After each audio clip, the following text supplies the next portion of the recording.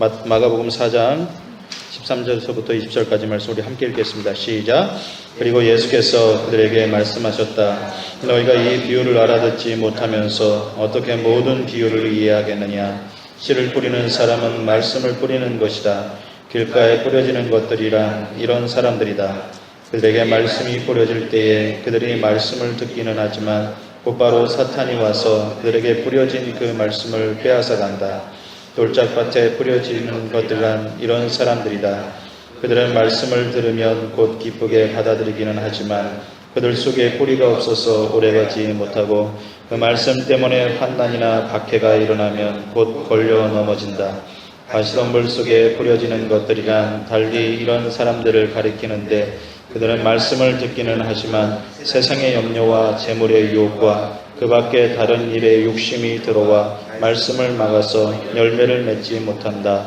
좋은 땅에 뿌려지는 것들이란 이런 사람들이다. 그들은 말씀을 듣고 받아들여서 30배, 60배, 100배의 열매를 맺는다. 아멘.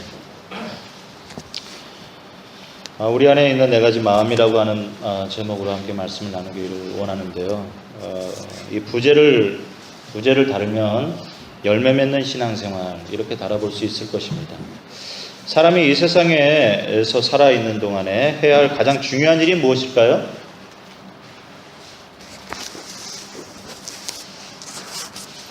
하나님을 경외하는 것을 배우는 것입니다. 하나님이 누구신가를 아는 것입니다. 그래서 이것이 신앙생활의 목표라고 말씀을 드렸습니다. 신앙생활의 목표는요, 하루하루 하나님을 더 깊이 알고 하루하루 하나님을 더 깊이 체험하고 그러면서 예수님을 삶을 본받고 성령의 인도하심을 받아서 그렇게 살아보는 것입니다. 그래서 체험되어진 하나님을 더 깊이 알아가는 것입니다. 이러한 삶, 이러한 목표를 두고 살아가는 삶, 그런 삶을 살아가는 사람들, 제자라고 얘기하고 그들의 삶을 제자의 삶이라고 말합니다. 우리 교회가 이 땅에 존재하는 이유는요, 예수님의 소원을 이루어드리기 위해서예요. 예수님의 소원을 이루어드리는 하나님의 기뻐하시는 교회가 되기 위해서입니다. 예수님의 소원이 무엇일까요? 예수님의 소원, 하나님께서 기뻐하시는 일이라고 하는 게 무엇일까요? 마태복음 28장 19절로 20절의 말씀 보면 그러므로 너희는 가서 모든 민족을 제자로 삼아서 아버지와 아들과 성령의 이름으로 침례를 주고 내가 너에게 명령한 모든 것을 그들에게 가르쳐 지키게 하여라. 보아라, 내가 세상 끝날까지 항상 너희와 함께 있을 것이다. 즉 영혼 구원하여 제자를 삼는 것, 하나님께서 기뻐하시는 일, 이것이 바로 주님의 소원입니다. 그런데 마음에 우리가 두어야 할 것이 있습니다. 구원받고 난 다음 제자가 되기까지는 시간이 필요해요. 시간이. 신앙생활은 그래서 시간이 필요한 겁니다. 그렇다고 해서 시간 보낸다고 저절로 제자가 되는 것은 아닙니다. 신명기 4장 10절의 말씀, 이 백성을 나에게로 불러 모아라. 내가 그들에게 나의 말을 들려주어서 그들이 이 땅에서 사는 동안에 나를 경외하는 것을 배우고 또 이것을 그들의 아들, 딸에게 가르치게 하려고 한다. 이렇게 얘기하고 있습니다. 지금 모세가 하나님께로부터 명령을 받습니다. 어떤 명령을 받았냐면 모세에게 말씀하신 것이 무엇입니까? 백성을 모으라고 그러십니다. 하나님께서 모세에게 명령하셔서. 그래서 하나님께서 무엇 하시려고 이 백성을 모으려고 하시느냐? 바로 하나님의 말씀을 그들에게 주시려고, 하나님의 말씀을 그들에게 주시려고 백성을 모으라고 그러십니다. 그런데 하나님께서 하시려는 이 중요한 말씀이라고 하는 게 지금 무엇입니까? 이 신명기의 말씀을 보면 사람이 세상에 살아있는 동안에 해야 할 중요한 일, 그것이 무엇인가? 라고 지금 얘기하고 계시는 거예요. 하나님을 경외하는 것을 배우는 것, 하나님이 누구신가 하는 것을 아는 것, 이것이 중요한 것이라고 하는 것이고, 이것만치 중요한 것이 또 무엇이냐? 이것만치 세상 사는 동안에 해야 할 꼭 중요한 일이 무엇이냐? 내가 체험한 하나님을 내 자녀에게 전하여 주는 것.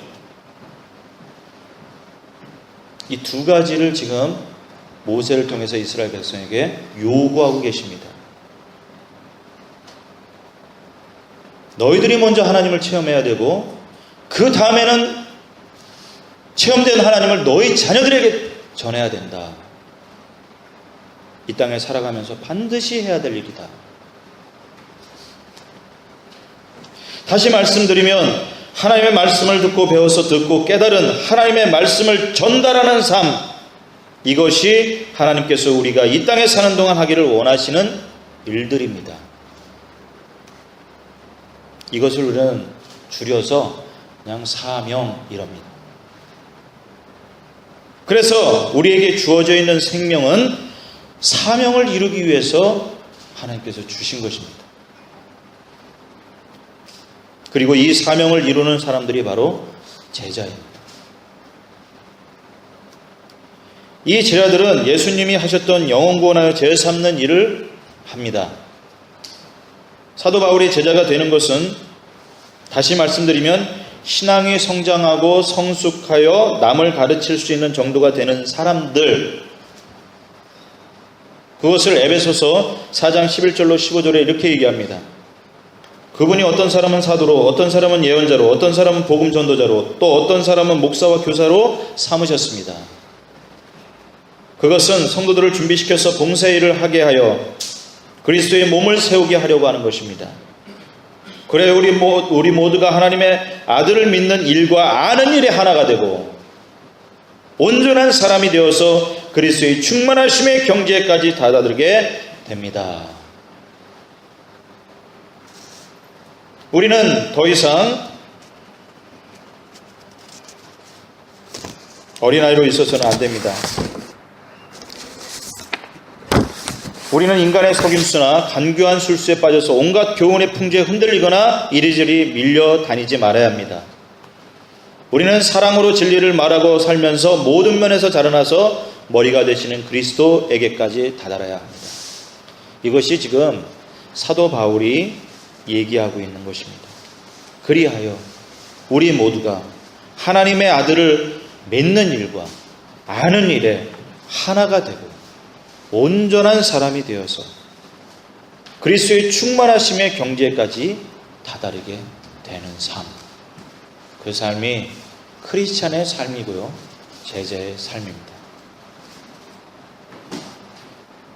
믿는 일과 아는 일에 하나가 되고 온전한 사람이 되어서 그리스도의 충만하심의 경지에 다다른 사람들, 또 나처럼 다른 사람도 그렇게 만드는 사람들, 이런 사람들이 제자입니다. 재생산의 역사를 일으켜내는 제자의 삶의 특징을 예수님께서 말씀해 주고 계십니다. 오늘 말씀 보면 좋은 땅에 뿌려지는 것들이란 이런 사람들이다. 그들은 말씀을 듣고 받아들여서 30배, 60배, 100배의 열매를 맺는다. 이렇게 말씀하세요. 예수님께서 오늘 말씀 속에서 4가지의 땅에 대해서 말씀해 주고 계시지만 정확히 따지면 2가지 땅이에요. 정확히 따지면 열매를 맺는 땅, 열매를 맺지 못하는 땅, 2가지로 갈립니다.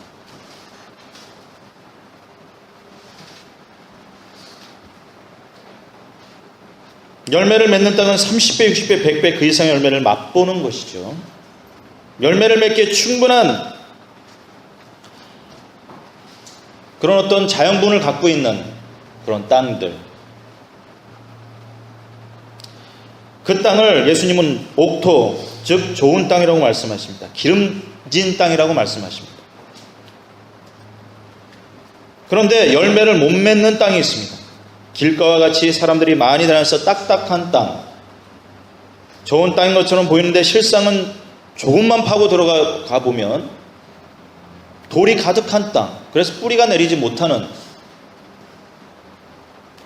또 하나는 좋은 땅인 것 같지만 가시덤불과 같은 다른 것들이 심어져 있어서 정작 맺어야 하는 그런 좋은 열매를 맺지 못하는 땅, 이 땅들은 다 열매를 맺지 못합니다. 사랑하는 세장교회 성도 여러분들, 열매 맺는 삶을 사시기를 우리 주님의 이름으로 축원드립니다. 열매 맺는 신앙생활을 하시기를 우리 주님의 이름으로 축원드립니다. 우리가 열매라고 얘기하는 것이 무엇입니까? 열매 있으면 좋겠죠? 그리고 유익한 결과물들 아니겠습니까? 지금은 좀 힘들지 모르겠지만 그런 열매를 맺기 위해서 인내하는 세장교회 성도 여러분들이 되어주기를 우리 주님의 이름으로 축원드립니다. 그럼 어떻게 하면 이런 열매를 맺는 신앙생활을 할 수 있을까요? 어떻게 하면? 다 열매들은 좋아하시지 않습니까? 그래, 내 삶이 그런 좋은 결과물들로 가득 찬 삶이 되었으면 좋겠다라고 생각하면서 지금도 신앙생활을 하고 계시지 않습니까? 그런데 그 열매를 맛보면서 살아가는 사람은 그렇게 많지 않다라고 하는 게 문제입니다. 호세 선지자의 말씀입니다. 10장 12절에 보면 정의를 뿌리고 사랑의 열매를 거두어라. 지금은 너희가 주를 찾을 때이다. 묵은 땅을 갈아엎어라. 나 주가 너에게 가서 정의를 비처럼 내려주겠다. 그렇게 말씀하십니다. 예레미야 4장 3절 보면은 참으로 나 주가 말한다. 유다 백성과 예루살렘 주민아, 가시덤불 속에 씨를 뿌리지 말아라. 묵은 땅을 갈아엎고서 씨를 뿌려라. 그러십니다. 이 말씀은 좋은 땅은, 처음부터 좋은 땅은 거의 없다는 얘기예요. 처음부터 좋은 땅인 사람은 여기 없었습니다. 다 어떻게 됐느냐? 처음에는 길가밭과 같은 땅으로 신앙생활을 시작했던 분들이 자꾸 말씀으로 갈아엎어지면서 돌짝밭 땅도 되고, 그리고 뭔가 좋은 땅이 되려고 그러는데 이상한 것들이 자라나서 가시덤불 밭이 되고, 이러다가 좋은 땅으로 열매를 맺는 그런 삶을 살아가게 되는 것이죠. 과정입니다.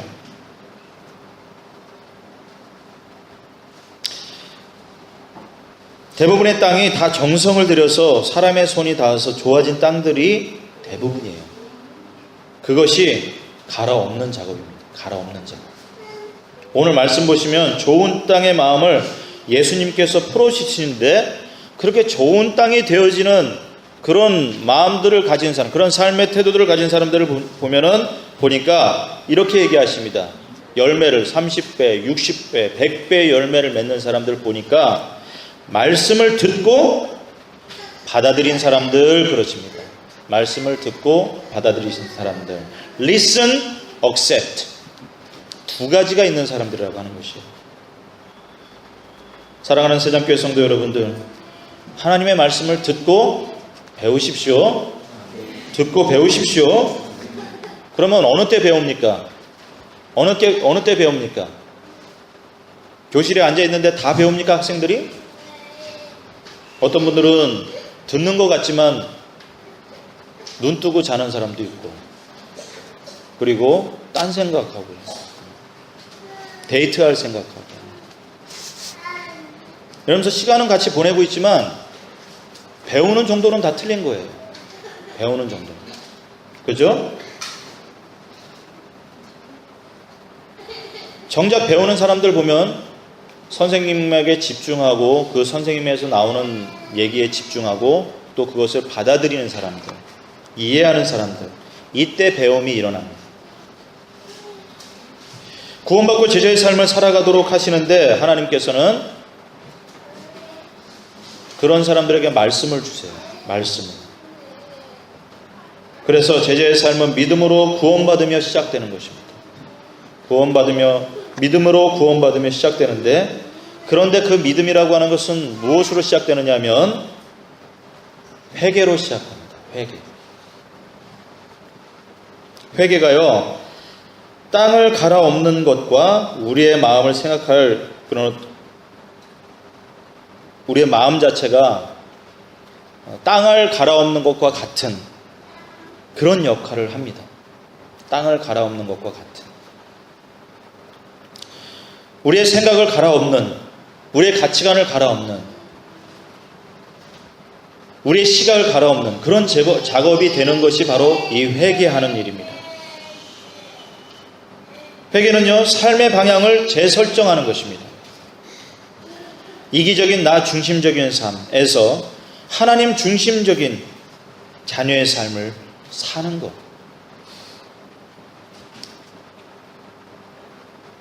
그래서 회개란 무엇입니까? 회개는 방향 전환이에요. 방향 전환. 그래서 회개는 태도를 말하는 것입니다. 회개한 사람들은 예수님을 선택합니다. 하나님의 말씀을 선택합니다. 하나님의 말씀을 듣는 자리를 선택합니다. 그리고 회개하는 사람들 가만히 보면 자신의 우선순위를 재설정하는 것을 보게 됩니다. 방향 전환하죠.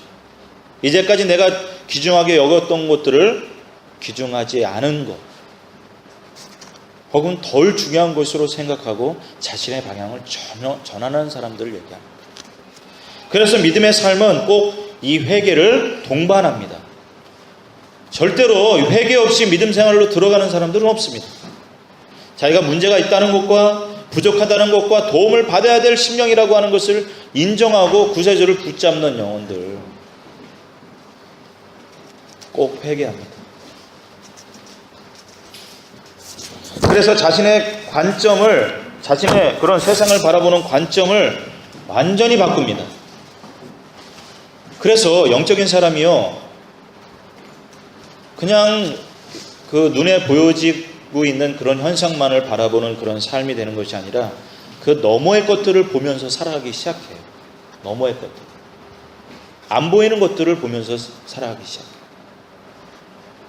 그러니까 전혀 같은 상황인데도 해석이 달라지는 이유가 거기 있는 거예요. 한 사람은 눈에 보이는 것만 보고 판단을 합니다. 그런데 다른 사람은 눈에 보이지 아니하는 그 어떤 것들이 있다라고 하는 것을 그런 생각에 포함시켜서 살아갑니다. 아주 다른 삶이 될 수밖에 없는 것입니다. 내 자신이 모든 것의 중심이었던 것과 표준이었던 삶의 태도를 하나님 중심의 삶의 태도로 바꾸는 것, 그런 자기 삶의 새로운 고백, 그것이 회개입니다. 이제까지 우리는 하나님을 의심하며 살았던 사람입니다. 말씀을 의심하며 살았던 사람입니다. 관심을 의심하며 살았던 사람입니다. 이렇게 모든 것을 의심하며 살아왔습니다. 그러나 회개한 후 우리는 만사를 의심하면서, 모든 것을 의심하면서 살아갔던 그 의심으로 하나님의 말씀을 기준 삼아서 자기 자신을 의심해야 하는 것입니다. 그 말씀으로 자기를 판단하는 것입니다. 남을 판단하는 것이 아닙니다. 내가 정말 하나님의 기뻐하시는 삶을 살아가고 있는가? 내가 정말 하나님이 소원하시는 그 일들을 하면서 살아가고 있는가?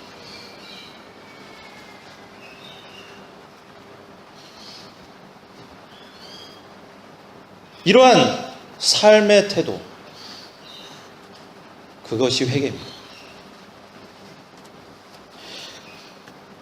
그런데 이게 잘 안 될 것입니다. 어떤 분은 회개하고 삶의 태도를 새롭게 하였다고 하지만 여전히 실패하고 안 되는 부분이 있어요. 또한 어떤 분들은 회개하였다고 하지만 여전히 자기 중심적인 삶을 살고 있는데, 그렇게 살면서 회개했다고 생각하는 사람이 있을 수 있습니다. 그러나 이분들 역시 회개하지 않은 것입니다. 하나님의 뜻대로 살아가기를 결정하고 자신의 삶의 방향을 그 하나님의 말씀의 방향으로 그렇게 틀어야 됩니다. 그렇게 되어야 회개입니다. 그래서 회개하고 침례를 받고 구원을 받는 이러한 신앙의 단계를 거치지 않고서는요, 자신의 신앙 인격의 성장과 성숙이 불가능합니다. 절대 될 수가 없습니다. 우리는 하나님의 말씀을 듣습니다. 하지만 전해지는 말씀, 하나님의 음성에 시달리기는 합니다. 매주 오셔서 말씀을 들으면서 이렇게 살아야지 저렇게 살아야지 그러면서 양심의 가책을 얻고 한 며칠은 그렇게 시달립니다. 앓는 사람처럼 끙끙거리며 신앙생활을 합니다. 하지만 회개하지 않고서는 삶이 회복할 만한 능력은 절대 주어지지 않습니다. 왜 그렇습니까? 왜냐면요, 기독교는 다시 말씀드리는데 자력 종교가 아닙니다. 결심과 결단한다고 되지 않습니다. 그래서 긍정의 힘 많이 팔렸죠? 믿습니다. 그러면서 풍선에서 바람 집어넣듯이 그러지만 바라봄의 그런 어떤 법칙 이러면서 내가 성공할 수 있다. 자기한테 막 세뇌시켜서 살아가지만 안 됩니다. 그런 식의 신앙은 절대 안 됩니다. 기독교는 자력 종교가 아닙니다. 철저히 자기 무능을 고백하고 하나님의 도움을 구하는 타력 종교입니다. 타력 종교.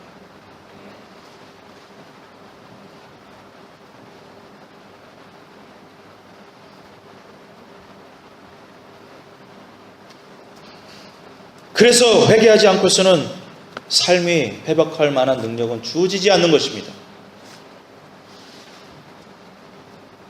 하나님의 도움을 인정할 때, 그리고 나 중심적인 삶에서 하나님 중심의 삶으로 방향 전환할 때, 그때부터 하나님이 공급해 주시는 능력으로 살아가게 되는 것입니다.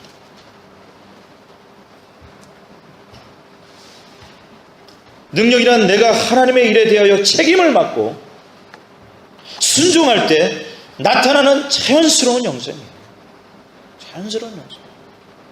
믿습니다 해서 나타나는 영성이 아니란 말이에요. 주님 한다고 나타나는 영성이 아니란 말입니다. 하나님 앞에 기도 생활을 감당할 때 자연스럽게 나오는 능력입니다. 우리는 자꾸 배우는 것을 지적인 자격으로만 생각하는 것 같아요. 아닙니다. 하나님께서 말씀하시는 이 하나님을 알아라, 배워라 라고 하는 것은요, 지적인 암과 그리고 경험적인 삶을 다 포함한 개념이에요. 여러분, 우리가 함께 지금 예배를 드리시죠? 그죠? 그런데 예배의 진정한 은혜는 어디에 임합니까? 예배의 진정한 은혜는 어디에 임하는 것입니까? 물론 여기에서도 은혜를 조금 받겠죠. 아마 많이 받을 수도 있고. 오늘 예배를 드리는 이 장소에도 하나님께서 은혜를 주시지만 예배 속에서 받은 말씀과 깨달음을 가지고 삶의 현장 속에서 그대로 살려고 할 때, 여러분의 가정 가운데, 여러분의 가족 관계 가운데, 여러분의 직장 가운데, 그러니까 여러분의 삶 중앙에 그 가운데 임하는 은혜가 진정한 은혜 아닙니까? 이러한 삶 가운데 임하시는 하나님의 은혜의 체험이 깊어질 때 신앙생활이 은혜롭고 신앙생활이 기뻐지고 그리고 능력이 있는 것 아니겠습니까? 그래서 야고보서 2장 24절에 여러분이 아는 대로 사람은 행함으로 의롭게 되는 것이지 믿음으로만 되는 것 아닙니다. 이렇게 얘기하고 있어요. 믿는 사람은 반드시 그에 걸맞는 행위가 따르게 돼 있다라고 하는 것입니다. 예수님 주위에 따르는 사람들이 많았어요. 그런데요, following is not enough. 단지 예수님을 따라서 좋은 말씀을 들으려 했던 무리 대중들에게는 구원이 임하지 않았습니다. 예수님의 말씀을 듣고 행동으로 옮겼던, 그리고 실천해 봤던 사람들, 즉 제자들의 삶 가운데 구원은 임했던 것입니다. 그래서 믿음은 성경 공부만 한다고 자라가는 것이 아닙니다. 하나님의 능력을 체험해야 자라갑니다. 배운 것을 해보며 이루어지는 것을 경험해야 합니다. 경험해야 합니다. 체험해야 됩니다. 기적을 체험해야 됩니다. 그런데 우리가 기적을 체험하지 못하는 것은 믿음에는 모험이 따르는데 모험을 하려고 하지 않아요. 두려워해요. 그냥 컴포트 에리아, 자기의 안전 존에서 떠나지를 원치는 않습니다. 믿음이 자랄 기회가 없죠.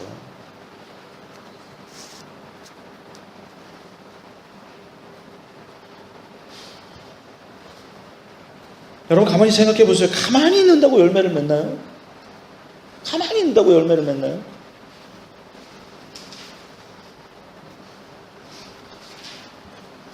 땅이라고 하는 것은 나의 마음을 비유하는 것인데 그 마음의 환경이 조성이 되었습니다. 옥토라고 하는 것도. 그리고 씨앗은 말씀이지 않습니까? 말씀이 떨어졌습니다. 그런데 씨앗이 썩어지지 않고 가만히 있습니다. 그럼 열매가 맺어질까요? 아, 오늘 말씀 좋다. 이것으로 끝나면 아무 열매도 맺지 못하는 것입니다. 아무 열매도. 그럼 어떻게 합니까? 그 말씀이 우리 안에서 역사해야죠. 움직여야죠. 그게 움직인다라고 하는 것을 뭘 보고 알 수 있습니까? 그 말씀대로 조금이라도 트라이 하면서 살아가고 있는 거예요. 그거예요. 우리가 하나님 체험이 없는 것은요, 안전하게 살려고 하기 때문에 그런 것 같아요. 안전하게 살려고. 자신이 할 수 있는 일, 확률적으로 될 만한 것만 골라서 하려고 하기 때문에. 그러니까 하나님의 그 초자연적인 그런 체험을 할 수 없는 것입니다. 내가 해도 되니까.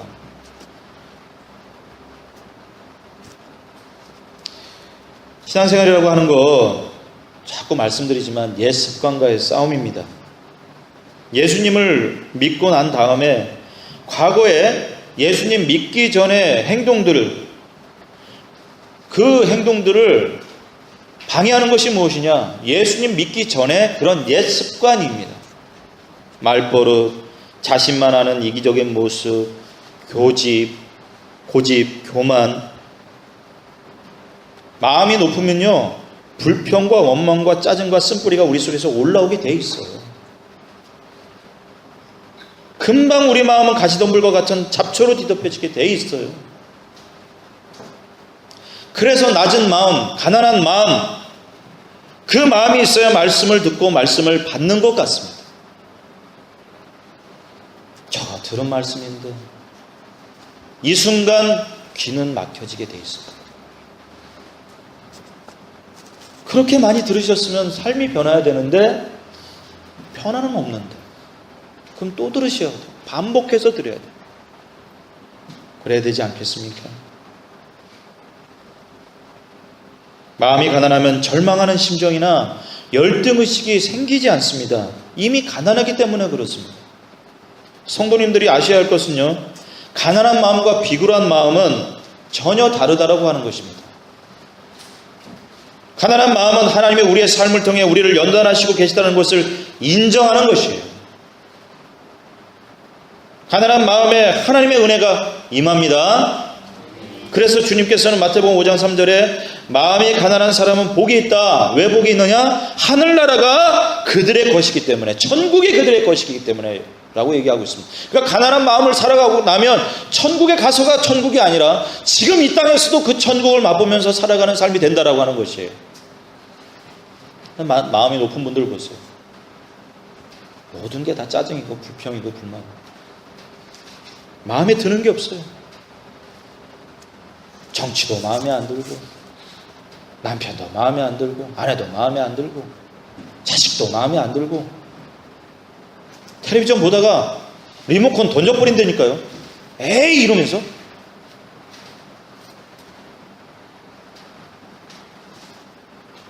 내 인생에 긴장이 없을 수 없습니다. 스트레스가 없을 수 없습니다. 늘 좋은 날만 있는 것이 아닙니다.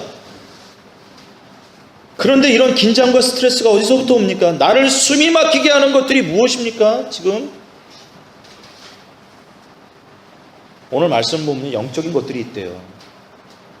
그래서 길가에 떨어진 그 씨앗을 보면 쑥 하고 없어져 버리게 만드는 게 있는데 새가 날아와서 그걸 먹어버린다는 거예요.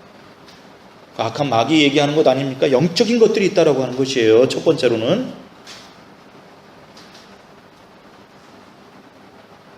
두 번째로는 사람이나 환경이 그렇게 만든다라고 하는 것입니다. 그래서 신앙생활 정말 하지 못하게 만드는 사람, 환경. 잘 하지 못하게 만드는. 그래서 17절의 말씀은 말씀이 깊게 뿌리 내리지 못해서 사람이나 환경이 신앙생활에게 적합하지 못하게 되면 금방 걸려 넘어지는 거예요. 금방 포기해버리는 거예요. 그리고 스스로가 힘들게 합니다. 자신은. 19절이 그렇게 얘기하지 않습니까? 스스로가 세상의 염려와 재물의 유혹과 그 밖에 다른 일에 욕심이 들어와 말씀을 막고 있다는 거예요. 초킹한다는 거예요. 초킹. 목을 졸르고 있다는 거예요. 말씀이 역사하지 못해요, 여러분들. 이런 것이 우리의 마음 가운데 있습니다. 그래서 말씀이 자라지 못하게 만드는 것입니다. 그런데 그런 때 필요한 게 뭘까요? 이것만 알고 넘어가면 안 되잖아요. 아, 마귀도 역사하고 환경도 그렇게 되면 힘들고 또 내 자신을 스스로 어렵게 만드는 거예요. 이렇게 알고 끝나면 유익이 없죠. 그래서 이렇게 어려울 때 목이 졸리듯이 힘들고 어렵고 괴롭고 그래서 신앙의 그런 성장을 막고 있을 때 해야 되는 게 뭐냐? 그럴 때 필요한 것이 인내입니다.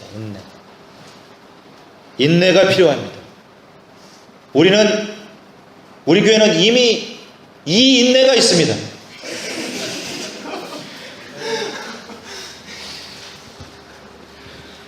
그래서 기본적으로는 우리 이 인내가 있습니다.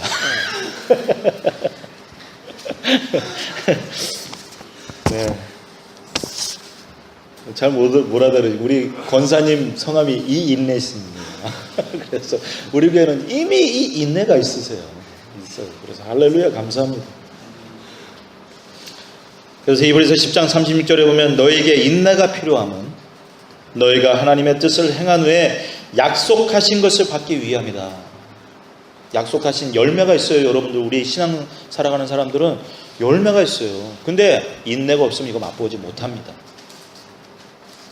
히브리서 6장 11절로 12절에 보면 우리가 간절히 원하는 것은 너희 각 사람이 동일한 부지런함을 나타내어 끝까지 소망의 풍성함에 이르러 게으르지 아니하고 믿음과 오래 참음으로 말미암아 약속들을 기업으로 받는 자들을 본받는 자 되게 하려는 것이니라.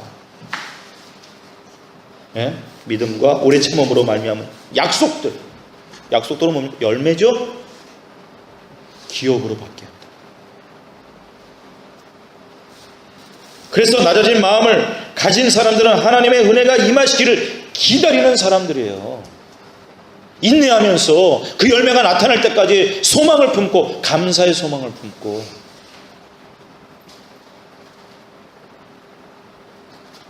그렇기 때문에 하나님은 우리에게 인내가 필요하다고 말씀하시며 인내하는 것이 복이라고 말씀하시는 거예요. 인내는 우리의 인격이 완성되는 데 필수적인 성품이며 믿음으로 하나님이 약속하신 모든 복을 응답받는 조건이 되기 때문에 그렇습니다. 신앙생활 딱 시작하면 열매 맺는 삶이다. 이게 하나님께서 주신 약속인데 그 약속이 현실화되게 만드는 내 영적인 캐릭터,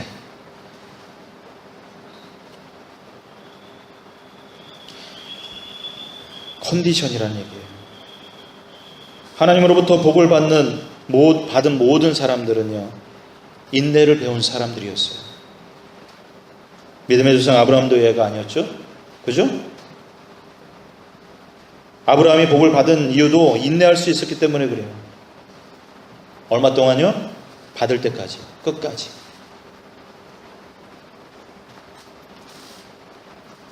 말씀드린 대로 자기가 가진 믿음이 부족하여 현실 앞에서 언젠가는 믿음이 떨어져 버린 것을 체험하게 될 것입니다. 업앤다운 하면서. 이때 우리는 우리 안에 있는 불신앙이라는 불순물을 정화시켜 주시는 하나님의 훈련을 통하여 인내를 배우는 것이 필요합니다. 우리는 실제로 인내 그 부족함 때문에 많은 실패와 어려움을 겪고 있어요. 그 조금만 참으면 되는데 그 단계를 넘어가지 못하는 거예요. 그래서 엎어지고 제자리에만 있으면 좋은데 제자리도 못 있어.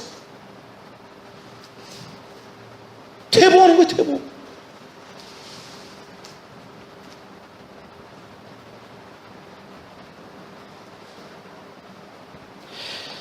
한번 세상을 보세요. 많은 사회적 범죄 사건들부터 개인적인 일까지 이 인내함 참지 못하기 때문에 얼마나 많은 어려움들이 일어납니까?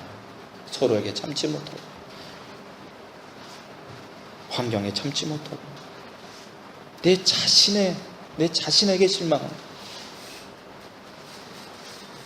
그래서 인내는 하나님의 일하심과 응답하심을 위하여 끝까지 믿고 순종하는 일을 계속하게 만드는 힘이에요. 파워예요. 능력이에요. 그래서 계시록 14장 12절 성도들의 인내가 여기 있나니 저희는 하나님의 계명과 예수 믿음을 지키는 자니라. 그리스도 안에서 가장 위대한 능력은 하나님의 말씀을 지키는 능력입니다. 열매 맺을 때까지.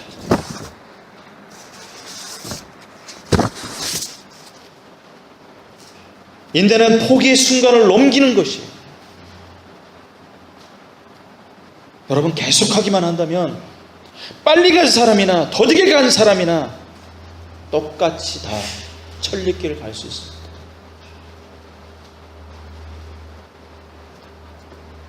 늦어도 끝까지 가십시오. 늦어도. 그러면 빨리 간 사람이나 늦게 간 사람이나 똑같아요. 근데 빨리 가도 도중에 포기하면 늦게 간 사람보다 못하는 거예요. 말씀을 했습니다. 우리는 열매 맺는 삶을 꿈꾸며 살아갑니다. 그것이 환경에서 주어지는 그런 행복이라고 착각하면서 살아갈 때가 너무 많이 있습니다. 그렇지만 아닙니다. 하나님의 말씀으로부터 오는 그런 하나님을 배우세요. 하나님을 체험하십시오. 그래서 그분이 맺게 하시는 열매를 맛보십시오. 내가 맺고자 하는 것들은 다 독이 들어 있습니다. 먹으면 죽는 것처럼.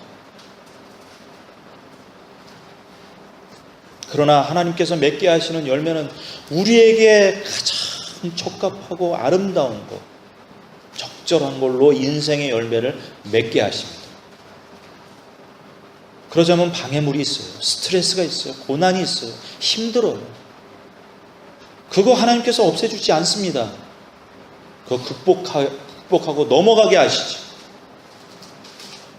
그래서 내 안에 있는 불순물들을 쭉쭉 빼내어 정말 순금처럼, 정금처럼 나오게 하시는 것입니다. 이때 필요한 게 인내입니다. 참으세요.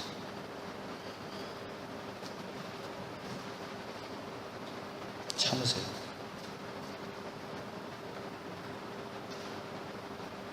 끝까지.